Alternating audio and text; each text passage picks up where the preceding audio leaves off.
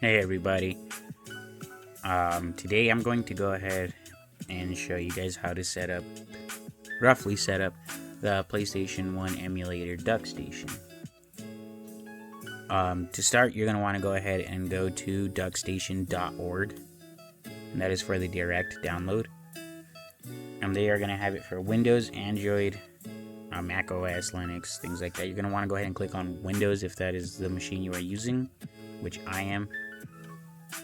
It's going to prompt you to download VC++ runtime. If you game on your PC, chances are you already have VC++ runtime. And if you're not sure, just click it and it'll tell you whether or not you have it on there. I know for sure that I do have it, so I'm going to just go ahead and click download Duck. And now that that is complete, I'm just going to go ahead and close that window out. And I am now going to go grab that from my downloads folder for you guys real quick. And right here we have that Duckstation zip.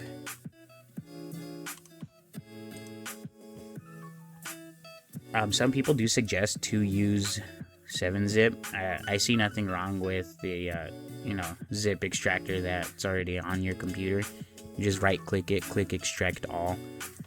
You'll be prompted with this, which is going to ask you where exactly you want that file to be put.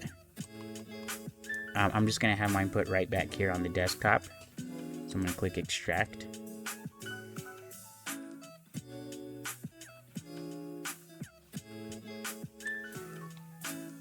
And now that we have that extracted folder here on our desktop, we can go ahead and delete that zipped file. We no longer need that.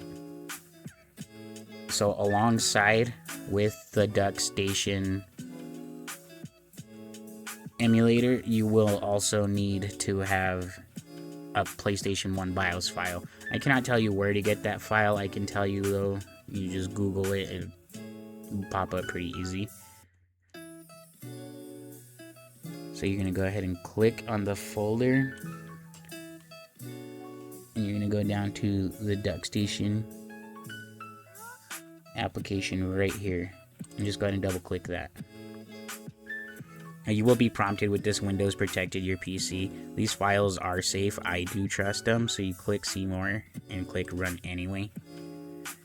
After that, it will open right up. I do already have ROMs loaded to this, as well as a BIOS folder. So once inside the application, you will go to settings, come down, click BIOS, and once right here in the BIOS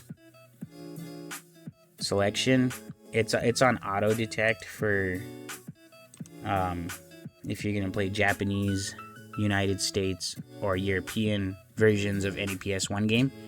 You will need those BIOS bin files for those versions. So if you wanted to play a Japanese game, you would need a Japanese BIOS. I play just good old-fashioned American games, so I just run the ntsc.u/c, which is just US and Canada. You want to make sure those are all on auto detect. Now your BIOS folder should read out scph1001.bin, and when you have that BIOS folder, you are going to go in.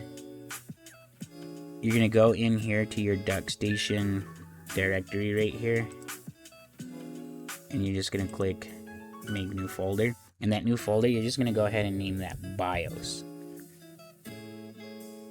And once you have that BIOS folder in there, you can go ahead and just move that BIOS bin file to the BIOS folder that we just added in the Duckstation.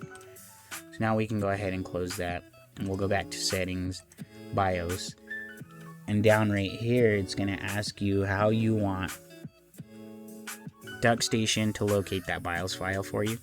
And that is why it is easiest to go ahead into the Duckstation folder and then make a BIOS folder, and then you'll select that. BIOS folder that is in the Duckstation folder. And that's going to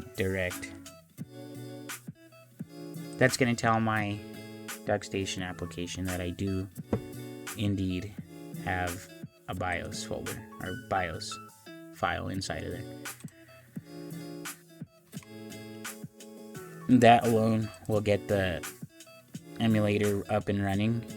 So now you're going to want to acquire a ROM file.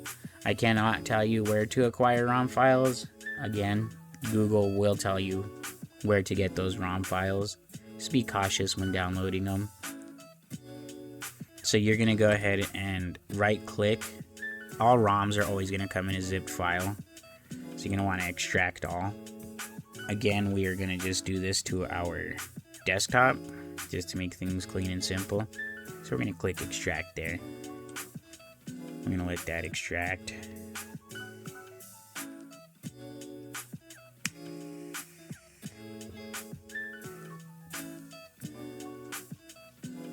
Alright, awesome.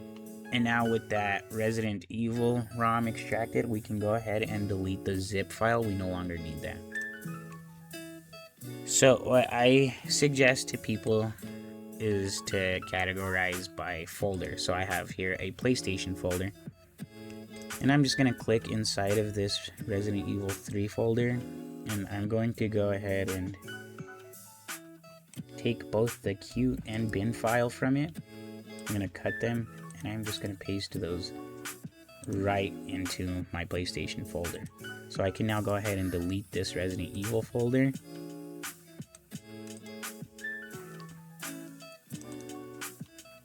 And now inside of my PlayStation ROMs folder, I do have here Resident Evil 3, the bin and Q file. Sorry if you guys heard that. There is a fire truck rolling through the neighborhood. So that those folders are added to the PlayStation, or those files are added to the PlayStation folder, we can now go ahead and continue. So you're going to want to click on the Duckstation folder, and then click on the Duckstation application. Assuming it's all been set up with the proper directory to your BIOS file, it should just work. So right here I have that highlighted Resident Evil 3 Nemesis. That is the file that we just extracted and added to our folder. So let's go ahead and open that.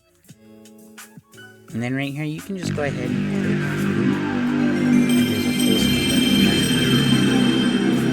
button. When you do go into full screen, that does go ahead and removes your cursor from view. That's an option inside the app that you can fiddle with yourself. There's a lot of personalization options.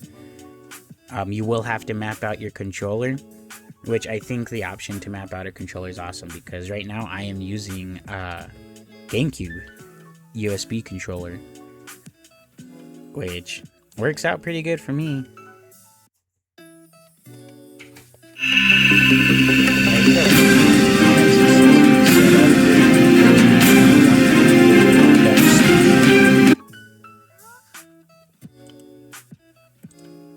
I hope that was somewhat knowledgeable.